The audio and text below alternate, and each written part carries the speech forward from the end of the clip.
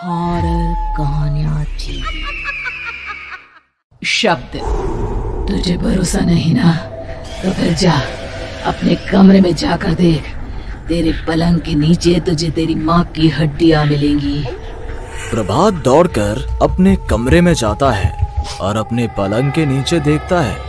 वहां पर सचमुच एक कंकाल पड़ा हुआ था और उसके शरीर पर जो कपड़े थे वो प्रभात की माँ के थे। क्या बात है, आज तो आप सुबह से ही बहुत बिजी हैं।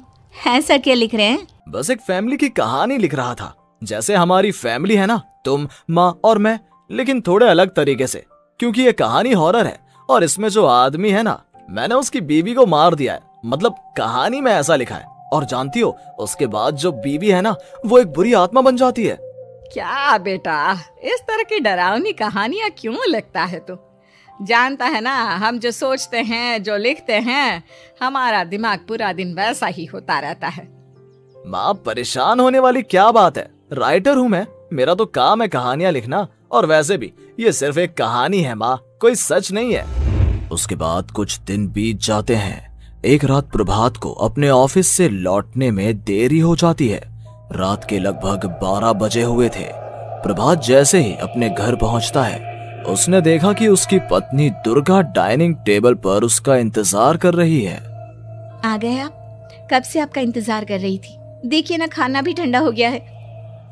अरे दुर्गा, आज तुमने अपने इतने लंबे लंबे बालों को खोलकर क्यों रखा है? तुम तो हमेशा अपने बाल बांध कर रखती हो। वो क्या है ना प्रभात, जब इंसान अपनी जिंदगी से मुक्त हो जाता है ना, तो उसे दूसरे सारे बंधन खोल देने चाहिए।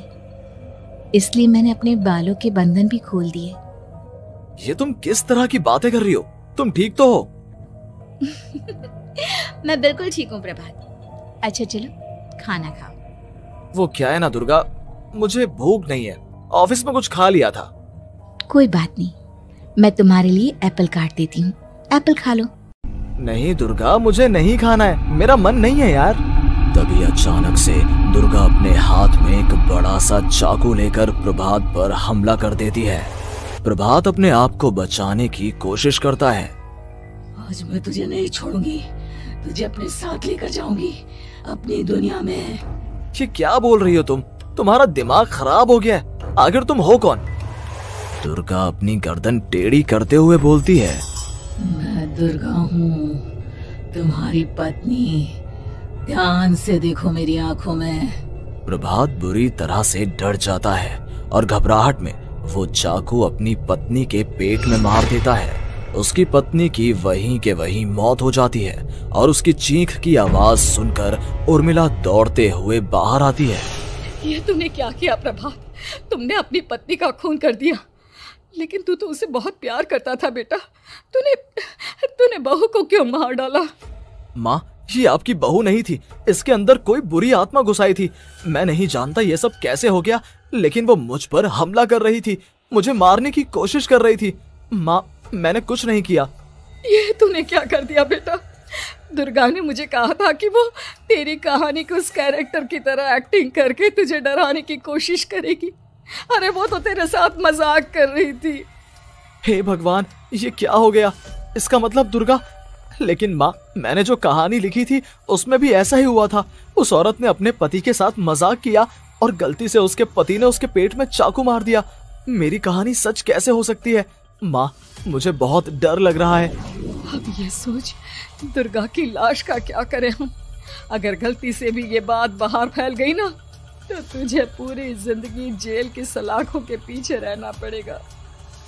एक काम करते हैं माँ, हम घर के पीछे वाले बगीचे में उसकी लाश को दबा देते हैं।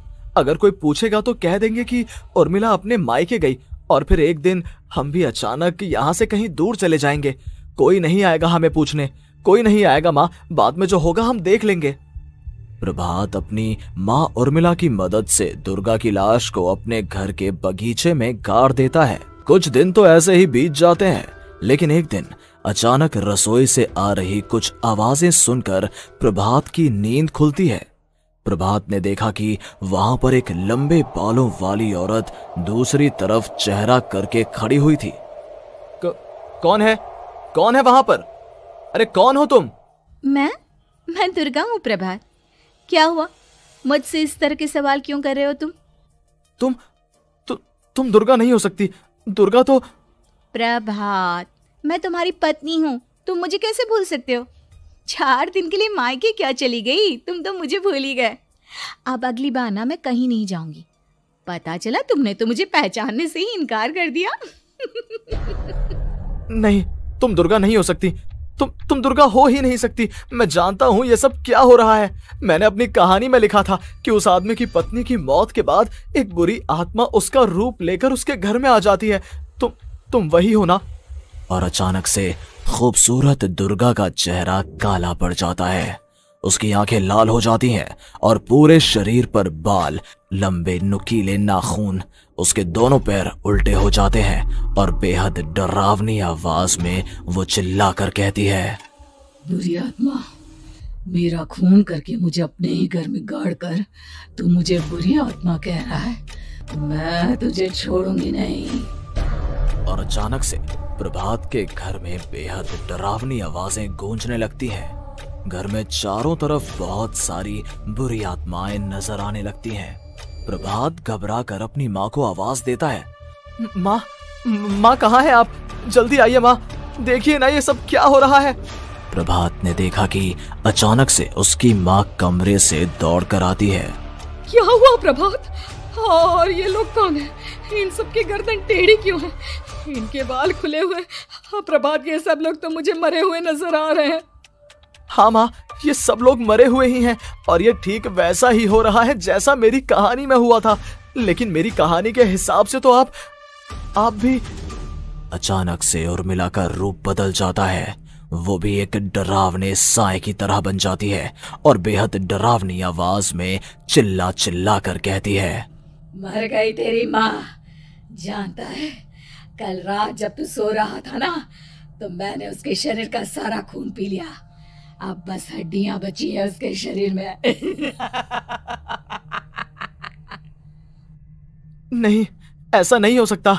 ऐसा बिल्कुल नहीं हो सकता। मेरी माँ नहीं मर सकती। तुझे भरोसा नहीं ना? तो फिर जा, अपने कमरे में जाकर देख। तेरे पलंग के नीचे तुझे तेरी माँ की हड्डियां मिलेंगी। प्रभात दौड़कर अपने कमरे में जाता है और अपने पलंग के नीचे देखता है। वहां पर सचमुच एक कंकाल पड़ा हुआ था और उसके शरीर पर जो कपड़े थे वो प्रभात की माँ के थे। माँ, अब मुझे कुछ करना पड़ेगा। लेकिन मेरी कहानी में लिखा था कि माँ की मौत मेरे हाथों से होगी, पर माँ तो पहले ही मर चुकी है और वो बुरी आत्मा मुझे भी मार देगी। नहीं, इससे पहले कि वो मुझे कुछ करे, मुझे उसका काम खत्म करना होगा। प्रभात अपने हाथ में बड़ा सा चाकू लेकर उस बुरी आत्मा पर हमला कर देता है जिसने प्रभात की माँ का रूप लिया हुआ था, और अगले ही पल वो नीचे गिर जाती है और उसके शरीर से खून बहने लगता है। ऐसा नहीं हो सकता। एक बुरी आत्मा के शरीर में तो खून होता ही नहीं है। तो क्या सच में मैंने अपनी माँ को मार दिया? लेकिन अभी कुछ देर पहले तो फिर वो कंकाल किसका है? और ये कौन है? मैं पागल हो जाऊंगा। और अपनी माँ की लाश, इसका मैं क्या करूं? लोग पूछेंगे तो मैं क्या जवाब दूंगा? तभी वहां पर दुर्गा का रूप लेकर जो आत्मा थी उसने प्रभात से कहा, गाड़ दे अपनी माँ को ले जाकर उसी जगह जहाँ तूने मेरा खून करके मुझे गाड़ दिया था। चला जा। घबराया हुआ प्रभात पागलों की तरह अपनी माँ की लाश को लेकर बगीचे में गाड़ देता है। प्रभात की हालत पागलों जैसी हो जाती है। वो अपने आप को अपने घर में बंद कर लेता है। कहानी के हिसाब से तो आगे ये हुआ था कि कहानी लिखने वाले ने उन बुरी आत्माओं से डरकर आत्महत्या कर ली थी। तो क्या मैं भी मर जाऊंगा? क्या मैं भी आत्महत्या कर लूंगा? एक काम करता हूँ, मैं अपनी कहानी का अंत बदल देता हूँ। हाँ, ये मैंने पहले क्यों नहीं सोचा। मैं लिख दूंगा कि कहानी को लिखने वाला आत्महत्या नहीं करता, बल्कि कहीं दूर जाकर नए सिरे से अपनी जिंदगी शुरू करता है। यही सोचकर प्रभात ने अपनी लिखी हुई कहानी को बाहर निकाला और उसे पढ़ना शुरू किया। ये देखकर वो हैरान रह गया कि कहानी का क्लाइमैक्स तो किसी ने पहले ही बदल दिया था। ये क्या? इसमें तो लिखा हुआ है कि आखिर में उस लेखक की पत्नी और माँ दोनों बगीचे में जिंदा दफन थे। बुरी आत्माओं ने उनको कैद करके रखा था और वो लेखक अपनी माँ और पत्नी दोनों को जिंदा बाहर निकाल लेता है। लेकिन ये सब लिख किसने दिया? प्रभात दौड़कर बगीचे में जाता है और वहां पर खुदाई करना शुरू कर देता है। प्रभात देखता है कि वहां पर लकड़ी के 2 बड़े संदूक हैं और उनके अंदर से आवाजें आ रही हैं। प्रभात बचा लो मुझे, अगर थोड़ी देर और हो गई तो वो मुझे छोड़ेगी नहीं। बेटा देखो, मैं इस बक्से के अंदर बंद हूँ, प्लीज मुझे बाहर निकालो, वो बुरी आत्मा किसी भी वक्त मुझे मार डालेगी। प्रभात वो दोनों बक्से बाहर निकालता है और अपनी पत्नी और माँ दोनों को आजाद करवा लेता है। लेकिन तभी वहां पर अचानक से एक बेहद डरावनी और खौफनाक दिखने वाली औरत आ जाती है। तुझे क्या लगा था इतनी आसानी से अपनी पत्नी और माँ को बचा लेगा? बस 5 मिनट और उसके बाद अमावस का चांद आसमान में आने ही वाला है। लेकिन तूने इन दोनों को बाहर निकाल लिया, अब तुझे मरना होगा। नहीं, मैं जानता हूँ मैं नहीं मरूंगा, और अब आगे क्या करना है ये भी मुझे पता है। प्रभात ये बहुत खतरनाक है, हमें मार डालेगी प्रभात, चलो यहाँ से। नहीं दुर्गा, अब मुझे अच्छी तरह से पता चल चुका है कि इस बुरी आत्मा से हम कैसे पीछा छुड़वा सकते हैं। और इतना कहकर प्रभात अपने हाथ में पकड़ी हुई सिंदूर की थैली उस बुरी आत्मा के ऊपर उछाल देता है। कुछ ही देर में वो जमीन पर गिरकर राख में बदल जाती है। ये सब क्या हो रहा था बेटा? ये सब तुम्हारी लिखी हुई इस कहानी की वजह से हुआ है ना? नहीं माँ, पहले मुझे भी ऐसा ही लगा, लेकिन बाद में पता चला कि बरसों पहले हमारे इस बगीचे की जमीन के अंदर किसी को जिंदा गाड़ दिया गया था और बस उसी औरत की आत्मा हमें परेशान कर रही थी। उसी ने मेरे शब्दों में जान डालकर उस कहानी को जिंदा कर दिया था। मुझे माफ कर दो प्रभात, मैंने आपकी कहानी के साथ छेड़छाड़ की थी और उसे बदल दिया था। माफी मांगने की जरूरत नहीं है दुर्गा, तुम्हारे उस बदलाव की वजह से ही आज हम सब जिंदा हैं, क्योंकि आखिर में कहानी में वो हुआ जो तुमने लिखा था।